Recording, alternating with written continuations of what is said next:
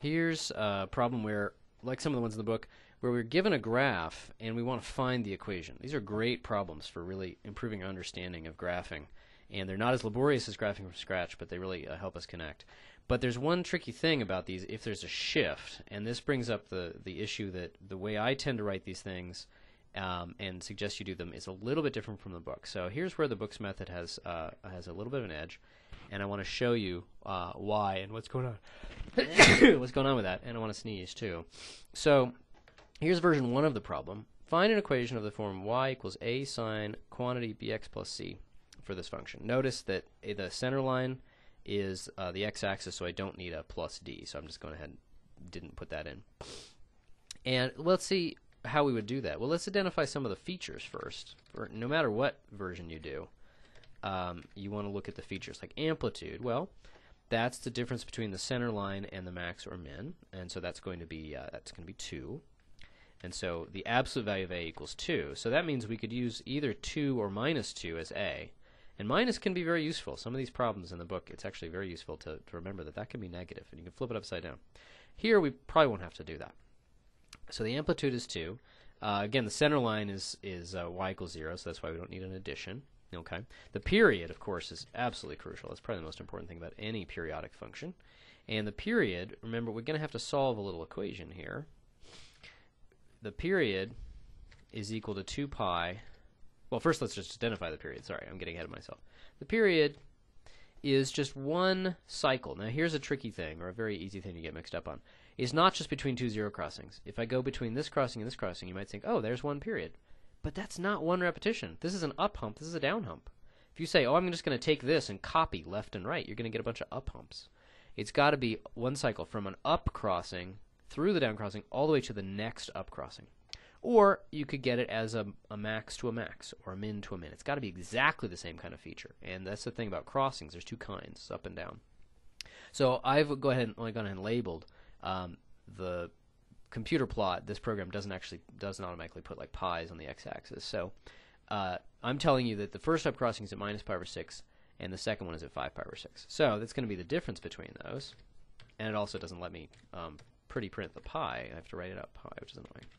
Otherwise, it's a really good program now. Okay, so that's going to be, turns out to be pi. Okay. Now, I need to figure out, that's going to be useful for getting the b, and so I can just go ahead and do that. That's 2 pi over b, or in other words, that gives us the statement that we can switch those guys, that b is just 2 pi over p. Okay, and so that's going to be 2 pi over pi, and so that's 2. Okay, you don't have to memorize the fact that these switch with each other. It's nice to know, but you can always just remember this and just solve. Put in 2 pi, put in pi here, and just solve, and you'll get p equals 2. Okay, so that's great. But the tricky thing is when we start to deal with the phase shift. So the phase shift, we can identify it from the graph, but then how it relates to the actual equation, that's going to be the tricky thing.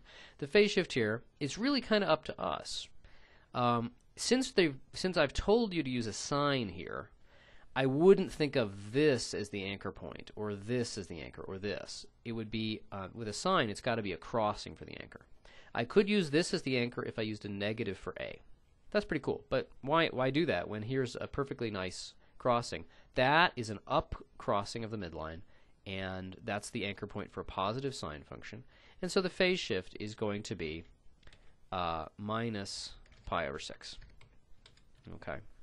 So if that's minus pi over 6, is that what goes directly into C? That's the question. And the point of this whole thing is going to be that's not true. So we can read off basically A, and so let's see, we minus pi over 6, and this is if we use, let me just say, A equals 2, and not minus 2. We've chosen not to flip it upside down. It didn't seem to be helpful. Sometimes it is, though. Okay, so we got our A. We got our B. Well, what's wrong with just putting C equals minus pi over 6? It's because it's not going to give the right answer. Okay, so here's the trick. This form isn't that great for this exact kind of problem, going backwards. And let's see why. Let's assume that it's really simple, that C, because we know that has to do with horizontal shifting, maybe that's just exactly minus pi over 6. Okay. So it would be y equals 2 sine, it's very important, this is going to give us a wrong answer. Don't write this down and just say, oh, I'm done with the video. 2x minus pi over 6. Well, how do we find the anchor point? Or in other words, the x-coordinate of that is just the phase shift. Let's check if we actually get the right answer. We always, always, always just set that equal to 0. Okay, so 2x equals, first of all, we're getting a positive when that was supposed to be negative.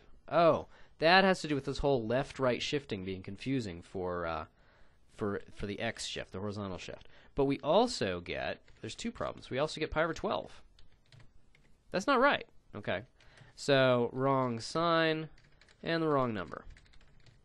Okay, so we could try to just figure out with a little guesswork what's the right shift that would actually give, that would have this lead to minus pi over 6. But there's a little bit more efficient way to do it. If you look in the book, they actually have a rather different way of writing this in these kinds of problems. Okay, so here's version 2. We match it with y equals sine, and they like to use a k, a sign. They like to use a k.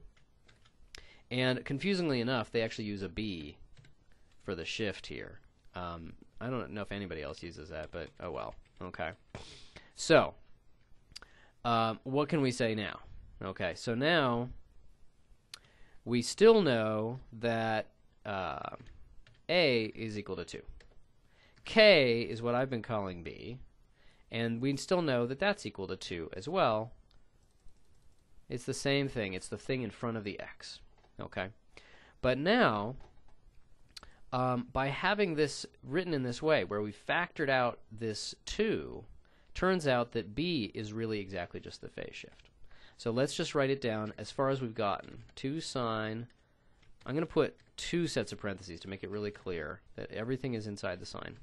The only parameter I haven't figured out is B here. Okay, and so let's just leave that like that with the B a little mysterious right now, and just figure out what would be the phase shift here. If somebody said find the anchor point, it's probably going to have a B in it, but let's just go ahead. We set the quantity 2x minus b equals 0. And here's the deal. By factoring out this number, the number that's related to the period, they call it k, I tend to call it b, unfortunately. By factoring out that number, let's see what happens. When you just divide by that, you just get x minus b equals 0. And by writing this with a minus instead of a plus, you get x equals b. Aha. Okay. So that says that if we write it in this special way, with the k factored out, the multiplicative part factored out, and with a minus, then the phase shift is their b. It's the number that's subtracted from, oh, I don't need a math mode there. It's the number that's subtracted from x. Okay. So in fact, our equation is going to be just y equals 2 sine of, let me use square brackets just to kind of have a different look. And then I just put it in. Okay, what was the c? It was minus c. That's my c usually. Okay, I know the letters are confusing, but I really don't like their letters. So I just have not made myself convert. Okay. So here's the punchline, is that if you write it in this very particular way, and you know your phase shift, boom, it just goes right in here. Whatever you call that letter, the thing you subtracted from x in here. And it has to be so that the number in front, the multiplier, has to be factored out, and this all has to be in parentheses. Okay. Now, that's a little bit much on the parentheses. We could certainly just call that x plus pi over 6. Okay. And if we wanted to, most people drop those parentheses, because when it's stuff multiplied inside a sine function, then most people just assume that everything is inside the sine. And now let's see, what happens if we don't write it in that way? Here we're going to need, so we get 2x, and then we're just going to distribute. It looks like it's actually pi over 3. It's a plus pi over 3. So the answer to the original version of the question, where I didn't have the 2 factored out, is actually 2 sine 2x plus pi over 3. Let's check that one last time. Because I keep saying, no matter what version, and this is really what I want you to come away from here. This version is useful for doing these backwards problems. It's cute when you factor out the k and you put a minus here. It's very cute. But if you're looking at a function and you want to know the phase shift, you want to know the x-coordinate of the anchor point, you don't have to worry about, oh, what version is it? What's the rules? All you have to worry about is no matter which version it is, you just set this equal to 0. Because you're trying to fake out the sine function and think that it's at the start of its cycle. And you get 2x equals the negative comes in that we expected, and indeed x equals minus pi over 6. And that's the phase shift that's correct for this graph. Okay, so this version is fine for most purposes where you don't factor out the thing in front. The book's version, where you factor out the thing in front, and of course they change the letters a little bit. The main thing is the factoring and the minus sign. That can be really useful for this kind of problem. If you have it factored in this particular form, then the phase shift is exactly the thing you're subtracting. Okay, that's good enough for now.